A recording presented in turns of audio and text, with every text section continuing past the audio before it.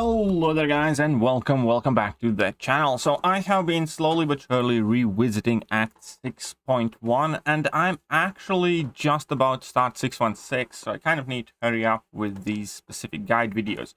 So for those of you who do not know, I'm revisiting Act 6 chapter by chapter in 2022, primarily trying to use newer champions or more recently buffed champions, avoiding champions that I used beforehand when I cleared it originally, and avoiding using overpowered champions that I currently have at rank 4.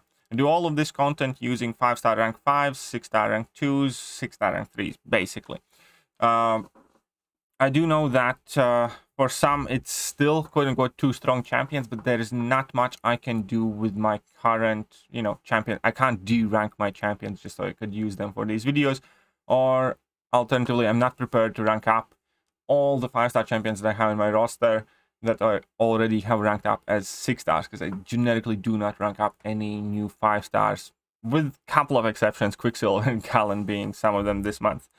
But that is the point of these. So quickly to recap 6.12, one thing to be made very important: the health and attack values are actually higher on the parts themselves than they used to be after the balance. That is true for vast majority of 6.1. However, there is a big advantage now where you can swap in a champion before boss, and you can swap out a champion that's nearly KO'd and bring in a champion at full health. So that does give you more flexibility. So overall difficulty level, I think, is relatively the same, except that players now have way more options and weapons in their disposal available. When you break down every single one of these 10 paths, you're going to see that all of them are virtually class-based, and they typically will require you to kind of lean in the class of champions that would have class advantage against these opponents. I'm not going to go over each and every single individual path. I will name a couple of ones that you need to be very well aware of. Number one is this Biohazard one.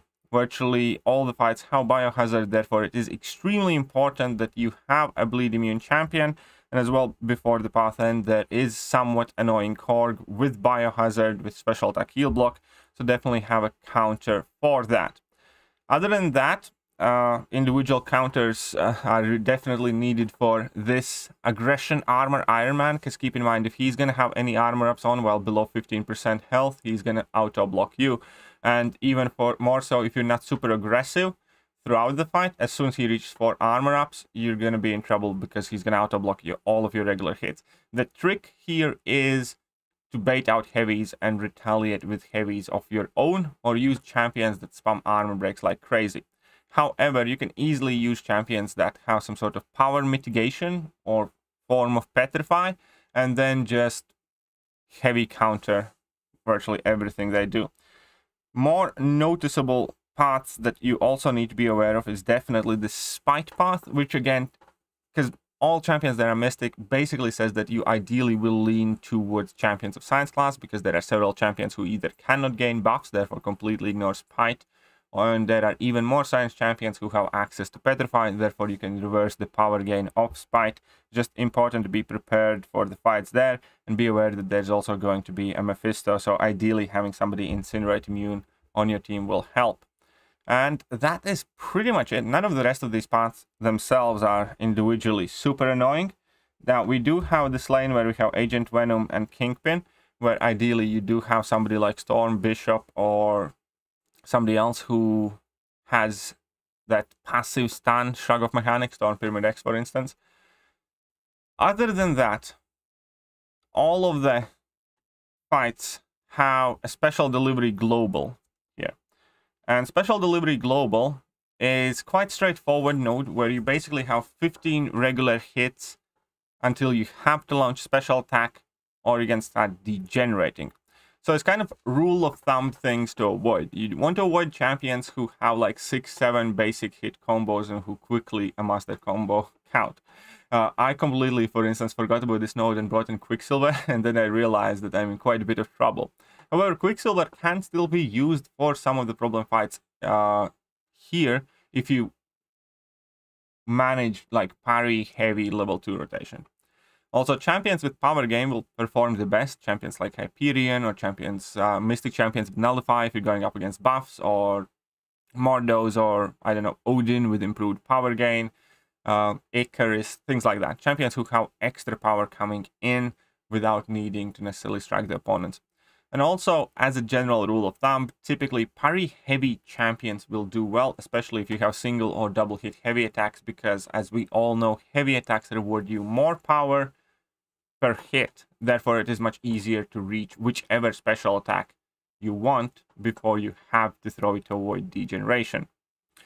Also, every single time you can clear this map, you do need to fight Sentinel mini-boss, which requires you to bring in a bleed immune champion at the very least. Obviously, there are better and worse options. And for Ultron Boss, I'm going to go in more detail in a second.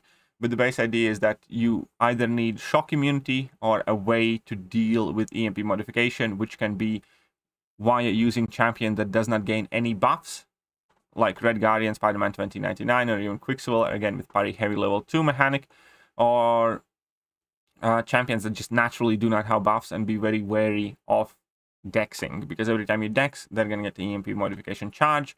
However, if you do have increased energy resistance, or you're able to parry those special attacks, even better. And then, ideally, to help make the fight more manageable and easy, you want to have an evade prevention abilities. But if you don't, it's still perfectly doable fight. You just will want to primarily strike within the window of parry stun. So that is kind of like the summary guide here. I obviously have listed some of the options that I used and some of the champions that I think in general will be the best. So great options for special delivery. Some of the newer champions would be like Galen, works extremely well here. We have Spider-Ham, Vision Arcus, Blade, Hulkling, Odin, just to name a few of the champions that I tested out. But obviously a ton of our meta and staple champions will absolutely destroy this quest as well, just like Hercules, Quake, Ghost Kitty, CGR, Archangel Magneto, Doom Tiger, Diablo Claire, Kingpin, Omega Red, Captain America, Infinity War, Mallman. All of these are top tier champions that interact perfectly fine and favorably with the nodes that we can see here. Now, more specifically about Ultron counters. Again, one of the best counters is Red Guardian, because he has access to slow very early on his level 1. He can never gain any buffs, therefore you do not have to worry about EMP modification, and that is it.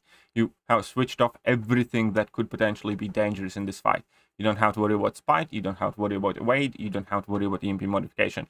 Spider-Man 2099 can do exceptionally well also, except that you do need to get level 3 in order to apply slow, in order to be super safe, but you can do that with parry heavies for the first time around. Then I personally tested out Wong. It's a bit tricky fight, but it's also very, very fun, and it's definitely doable. America Chavez was surprisingly effective here. Quicksilver, heavy, level 2s only, another fight that I kind of tested out myself when I brought Quicksilver in by mistake. And let me make this clear. If you bring in Quicksilver, do not throw regular combos. It's going to be slower fights, it's going to be longer fights, but he works exceptionally well for EMP modification, for Spite, and for the evade abilities, because he does have access to slow. He doesn't gain buff from dexterity, and therefore you do not have to worry about Spite or EMP modification. I tested out Wiccan. Wiccan works great as well, because he can regenerate all of the damage you're taking from EMP modification with his level 1s. Then Mr. Fantastic, again, super easy champion to use for this fight. Just apply all 3 pre-fights, parry heavy all the time, and you can have no problem. Nebula completely shuts down the entire fight. We have Quake, She-Hulk, Spider-Gwen, Hawkeye, Spider-Ham, Anti-Venom, and obviously I do want to mention here additionally also Medusa as a great counter. So I tested out, I have used most of these champions here for Ultron myself.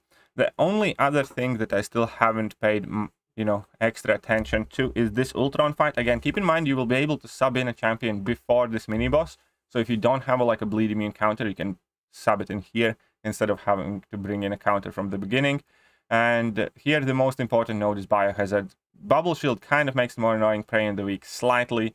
But the base, but also keep in mind that it's Ultron, so ideally you do want to have access to some sort of damage over time abilities or guaranteed crits, because otherwise this fight can just be a bit of a slugfest. As we all know, it can happen with Sentinels. That is pretty much it. Overall, I do think 612 is somewhat of a trickier map and boss from 6.1. I do think 6.1, 3, and arguably even 4 are easier ones to tackle, but I'll still make guides for those as well. Let me know if you have any additional questions. And other than that, I hope this was a useful video to you. See you later, guys.